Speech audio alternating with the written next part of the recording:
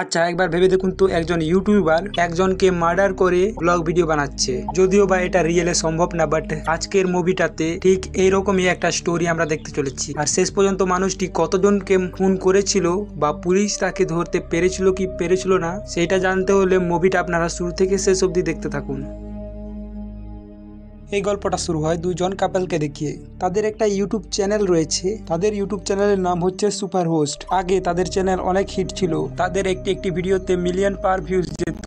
তারপর হঠাৎ করে আস্তে আস্তে তাদের ভিউ ডাউন হতে থাকে। তাদের চ্যানেলের পপুলেশন কম হয়ে যাচ্ছে বলে তাদের সাবস্ক্রাইবার এবং ভিডিও দেখার লোকগুলো আস্তে আস্তে কম হতে থাকে। আর এটা দেখার পর তাদের হালাতও খারাপ হতে থাকে। এরপরের ভিডিওতে টেডি তার ওয়াইফকে একটি আংটি সারপ্রাইজ হিসেবে গিফট দিবে, আর সে এই জিনিসটা করার জন্য পাহাড়ের মাঝখানে একটি রুম বুক করে। আসলে তারা ওই বাড়িটাতে 1 মাস আগে থেকে যেতে চাইতো, কারণ ওই বাড়িটা অনেক সুন্দর ছিল। কিন্তু তাদের প্রবলেম ছিল, কারণ ওই ঘরটা সবসময় বুকিং ছিল। কিন্তু এইবার তারা ওই ঘরটাকে খালি পেয়ে যায়। এরপর টেডি এবং ক্লিয়ার তারা ওই বাড়িটাতে গিয়ে দরজার পাসওয়ার্ড খুলতে থাকে, কিন্তু মেন দরজাতে যে পাসওয়ার্ডটা লাগানো ছিল, তারা যে পাসওয়ার্ডটি লাগাচ্ছিল ওইটা দিয়ে খুলছিলই না। ক্লিয়ার বারবার দরজাটি খোলার চেষ্টা করে কিন্তু খুলে না। এরপর তারা ওই ঘরের মালকিনকে কল করে, আর অবাক করা বিষয় হলো ওই ঘরের মালকিনটি ফোন তুলছিলই না। এরপর তারা দুজন বাইরে আসে এবং নিজেদের চ্যানেলের জন্য ভিডিওস রেকর্ড করতে থাকে। তারা দুজন ভিডিও বানাচ্ছিল, হঠাৎ ওই ঘরের মালকিন চলে আসে। তাকে দেখে তারা ভয় পেয়ে যায়, কারণ তার হাসিটা এতটা বিটকেল ছিল, সে হি হা করে হাসছিল।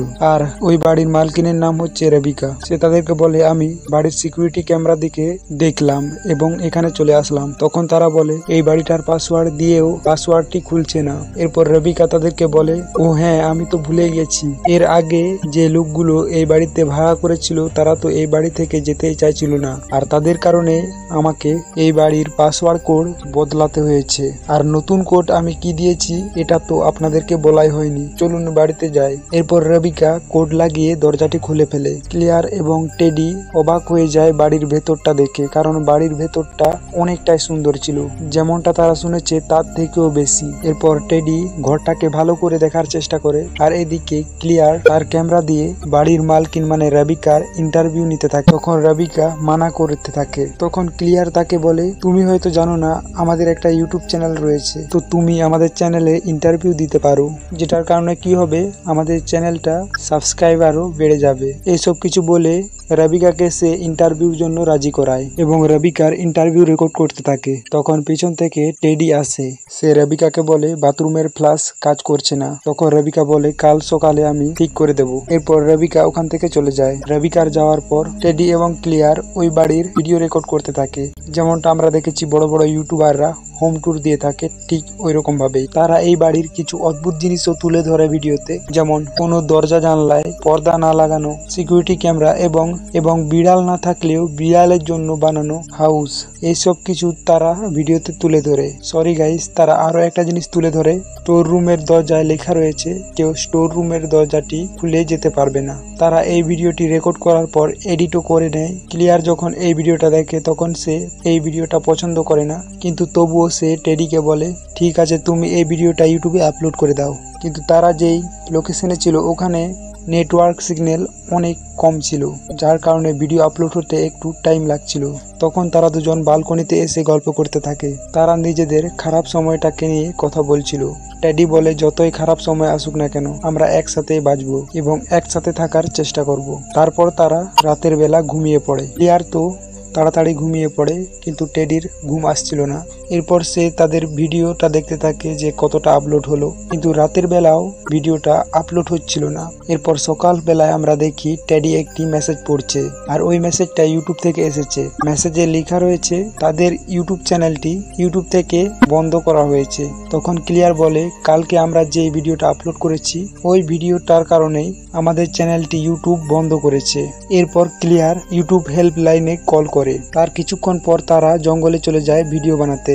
তখন আবারও ক্লিয়ার বলতে থাকে আমাদের চ্যানেলটা বন্ধ হতে চলেছে আর আমরা এখনো ভিডিও বানাচ্ছি, এটা তো আমাদের এক ধরনের পাগলামি। আমার মনে হয় এই কাজটা আমাদেরকে ছেড়ে দেওয়া উচিত। তখন টেডি বলে আমার তোমার সাথে ভিডিও বানাতে অনেক ভালো লাগে, আমি এইসব কিছু পয়সার কারণে করছি না। এরপর ক্লিয়ার টেডিকে বাড়ি যেতে বলে এবং সেও ওখান থেকে চলে যায়, বাড়িতে চলে আসে।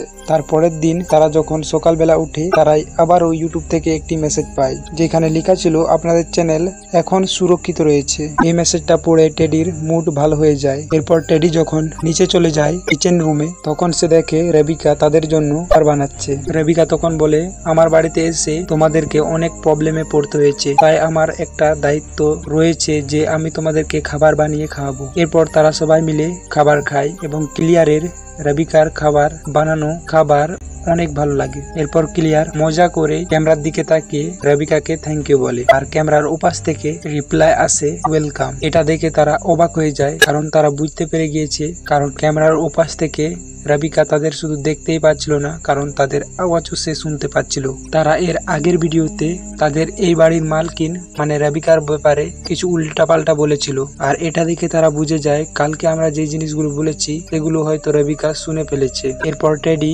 ওখানকার ক্যামেরা বন্ধ করে দেয় আর এর কিছুক্ষণ পর তারা তাদের নিজেদের জন্য আবারও ভিডিও বানাতে থাকে। তারা জাস্ট ভিডিও বানাতে শুরু করেছিল তখন জানলার ওপাশ থেকে একটি পাথর এসে টেডির উপরে লাগে। বাইরে এসে তারা দেখতে পায় একটি মহিলাকে আর ওই মহিলাটি অনেক রেগে রয়েছে। মহিলাটি তাদেরকে রেগে বলে তোমাদের কারণে আমাদের এই বাড়ির ডিমান্ড মার্কেটে কমে গিয়েছে কারণ তোমরা তোমাদের ভিডিওতে এই বাড়ির ব্যাপারে কিছু খারাপ কথা বলেছিলে আর এর কারণে তোমাদের চ্যানেলটাকে আমি বন্ধ করিয়েছিলাম। তো রাতের বেলা তারা যখন ভিডিওটাকে এডিট করছিল তখন তারা দেখে এবং ক্লিয়ার বলে তোমার রেবিকাকে দেখে এটা মনে হয় না যে রেবিকা পাগলের মতো বিহেভ করে? আমার তো মনে হয় রেবিকার আরো কিছু ভিডিও আমাদের রেকর্ড করা উচিত কারণ মানুষেরা রেবিকার পাগলামি হয়তোবা দেখতে পছন্দ করবে। এইসব কিছু গল্প করার পর তারা ঘুমাতে চলে যায়। রাত হওয়ার পর আমরা দেখতে পাই রেবিকাকে যে কিনা জানলার ওপাশ থেকে তাদেরকে নজরে রাখছিল এবং তার মুড দেখে আমরা বুঝতে পারি সে অনেক রেগে রয়েছে, হয়তো বা সে তাদেরকে এখানেই মেরে ফেলবে। তারপরের দিন সকালবেলা তারা দেখতে পায় তাদের ল্যাপটপ বারান্দায় পড়ে রয়েছে এবং ওখানে রেবিকার ইন্টারভিউ ভিডিওটা চালু রয়েছে। এটা দেখার পর টেডি ভাবে রেবিকা হয়তো সবকিছু জেনে গিয়েছে, তাই ভয়ে এখান থেকে সে চলে যেতে থাকে। কিন্তু ক্লিয়ার টেডিকে বলে আমাদেরকে এখান থেকে তাড়াতাড়ি কেটে পড়তে হবে। তারপর তারা ওখান থেকে গাড়ি দিয়ে তাড়াতাড়ি ওখান থেকে চলে যেতে থাকে। তারা মনে মনে ভাবে বিপদ তো কেটে গেছে, বাট মাঝ রাস্তায় রেবিকা তাদের রাস্তা বন্ধ করে। সে রাস্তায় দাঁড়িয়ে রয়েছে এবং তাদের গাড়ি দাঁড় করায় আর বলে আমি তোমাদের জন্য সারপ্রাইজ প্ল্যান করেছি, তোমরা তোমাদের ক্যামেরা নিয়ে আমার পিছু পিছু আসো এবং আমি তোমাদেরকে একটা সারপ্রাইজ গিফট দেবো। যেটা দেখার পর তারাও ক্যামেরা নিয়ে রেবিকার পিছন পিছন যেতে থাকে। রেবিকা জঙ্গলের মধ্যে দিয়ে যেতে থাকে এবং ভিডিওতে সে তারা যেভাবে বলতো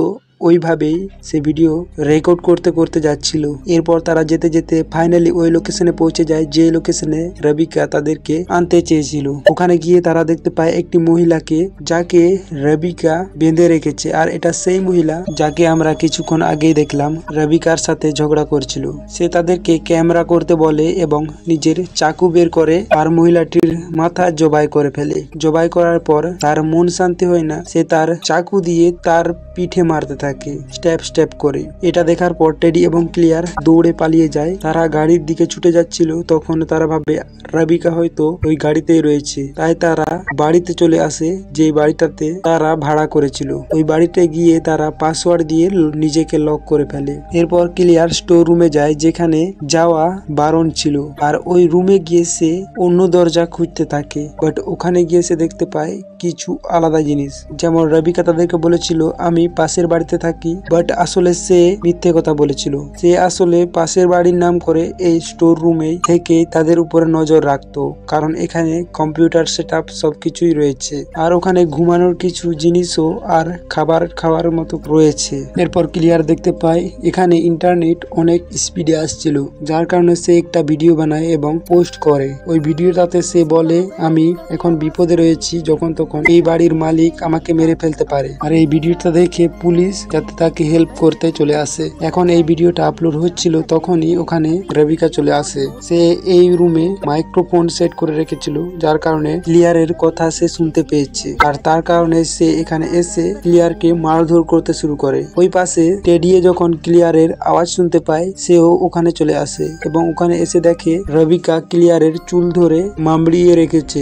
এরপর টেডির চোখের সামনেই রেবিকা ক্লিয়ারকে হত্যা করে ফেলে, তার গলায় চাকু মেরে। এইসব দেখে টেডি ওখান থেকে দৌড়ে পালাতে থাকে নিজের জীবন বাঁচানোর জন্য। আর এদিকে রেবিকা তাদের ক্যামেরা দিয়ে ব্লগ ভিডিও বানাচ্ছিল, যেমন কি সে ভিডিওতে বলছিল আজকে আমি 2টো শিকার করেছি আর একটা শিকার আমার বাকি রয়েছে, আর ওই শিকারটিকেও আমি আপনাদেরকে ব্লগ ভিডিওতে দেখাবো। মানে সে টেডিকে খুন করার কথা বলছে। টেডি অনেক জোরে দৌড়ে যাচ্ছিল, যার কারণে তার পা একটি জিনিসের সাথে ধাক্কা লেগে সে পড়ে যায়। ওই জিনিসটা আসলে একটি মানুষের লাশ ছিল এবং একটি বিড়াল, যাদেরকে কিছুদিন আগে রেবিকা খুন করে মেরে ফেলেছে। এর কিছুক্ষণ পর রেবিকা টেডিকেও ব্লগ ভিডিও বানিয়ে টেডিকে সেম ভাবে হত্যা করে ফেলে, তার গলা কেটে, আর তাকে গাড়িতে নিয়ে টেডির লাশটাকে বাড়িতে নিয়ে আসে। আর এরপর সে তার স্টোর রুমে যায়, যেখানে দেখে ক্লিয়ার যে ভিডিওটি আপলোড করেছিল ওইটা ইউটিউবে আপলোড হয়ে গিয়েছে। যেটা দেখার পর সে ভয় পেয়ে যায়, কারণ পুলিশ জানতে পারলে তাকে ধরে নিয়ে যাবে। কিন্তু